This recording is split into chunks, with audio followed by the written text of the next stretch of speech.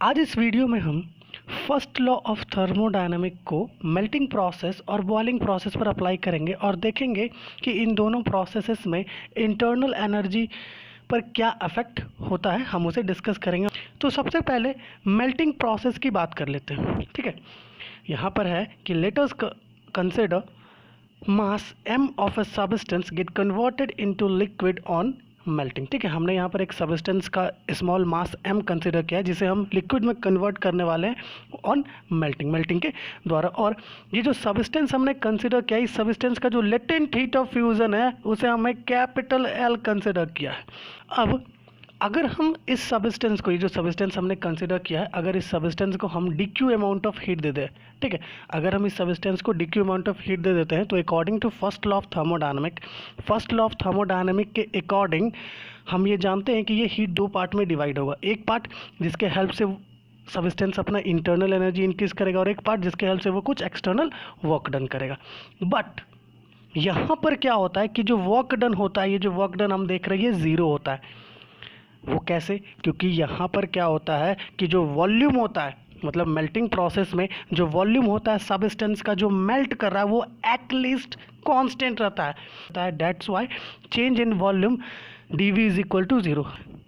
Therefore यहाँ पर क्या होगा, dW ज़ीरो से इक्वल होगा। अगर इस इक्वेशन में हम dW का वैल्यू ज़ीरो सब्स्टिट्यूट कर दे तो हमें क्या मिलेगा? हमें मिलेगा कि dQ इक्वल होगा किससे? du से। इट मीन्स है कि जितना अमाउंट ऑफ हीट हमने इस सब्सटेंस को दिया वो सारा अमाउंट ऑफ हीट इस सब्सटेंस ने खुद के इंटरनल एनर्जी को इंक्रीज करने में यूज़ कर लिया। Hence, during melting process, whole heat supplied to the substance is used in increasing the internal energy of the substance. It means है कि melting process के समय हम heat जो दे रहे हैं सबस्टेंस को, वो सारा हीट कहाँ यूज़ हो रहा है? वो सबस्टेंस खुद के इंटरनल एनर्जी को इंक्रीज करने में यूज़ कर लेता है। अब हम थोड़ी सी चर्चा बॉइलिंग प्रोसेस पर कर लेते हैं।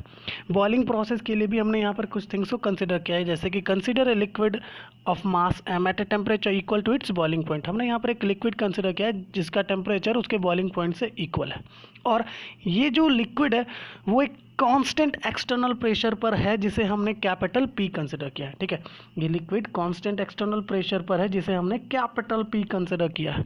और ये जो लिक्विड है, इस लिक्विड का जो लेटेंट हीट ऑफ वेपोराइजेशन है उसे हमने कैपिटल L कंसिडर किया है। अब जो अमाउंट ऑफ हीट हमें चाहिए इस लिक्विड को वेपर में कन्वर्ट करने के लिए, उस अमाउंट ऑफ हीट को हमने DQ कंसिडर किया है, और ये DQ इक्वल है किससे? ml से। जब हम अमाउंट ऑफ हीट इसे दे रहे हैं बॉइलिंग पॉइंट पर कंटिन्यूसली, तो according to first law of thermodynamic ये उस हीट को दो पार्ट में डिवाइड करता है। एक पार्ट के हेल्प से वो क्या करता है, अपना इंटरनल एनर्जी को इंक्रीज करता है, और एक पार्ट से वो कुछ एक्सटर्नल वर्क डन करता है। होता क्या है, हम इसे समझते हैं। जैसे कि ये एक ग्लास है, इसमें बॉइलिंग वाटर, ठीक है। अब क्या हो रहा है कि जैसे ही ये वाटर बॉयल कर रहा है तो धीरे धीरे ये वेपर में कन्वर्ट हो रहा है। तो यहाँ पर ये जो हम देख रहे हैं, ये जो वेपर है, अब ये वेपर क्या होता है, ये धीरे धीरे क्या होता है, धीरे धीरे फैलना शुरू करता है ना। धीरे धीरे ये वेपर फैलेगा। तो ये वेपर जब फैलता है, एक्सपेंड करता है, तो यहाँ पर ये कुछ एक्सटर्नल वर्क डन करता है। तो जो amount of heat, remaining amount of heat इसके पास था, उस हीट को वो यहाँ पर लॉस करता है। दैट्स वाई बॉइलिंग प्रोसेस में जो अमाउंट ऑफ हीट हम देंगे लिक्विड को ताकि वो वेपर में कन्वर्ट हो, है ना, वो उस हीट को दो पार्ट में डिवाइड करता है। एक पार्ट के हेल्प से वो इंटरनल एनर्जी इंक्रीज करता है और दूसरे पार्ट के हेल्प से वो कुछ एक्सटर्नल वर्क डन करता है। तो अब आता है कंक्लूजन का। तो हमने देखा कि मेल्टिंग प्रोसेस में जो अमाउंट ऑफ हीट हम सप्लाई कर रहे थे सबस्टेंस को, वो अमाउंट ऑफ हीट वो खुद के इंटरनल एनर्जी को इंक्रीज करने में यूज़ कर रहा था। बट बॉइलिंग प्रोसेस के समय जो अमाउंट ऑफ हीट हम उसे दे रहे थे वो उसे दो पार्ट में डिवाइड कर रहा था। एक पार्ट के हेल्प से वो खुद के इंटरनल एनर्जी को इंक्रीज कर रहा था और दूसरे के हेल्प से वो कुछ एक्सटर्नल वर्क डन कर रहा था।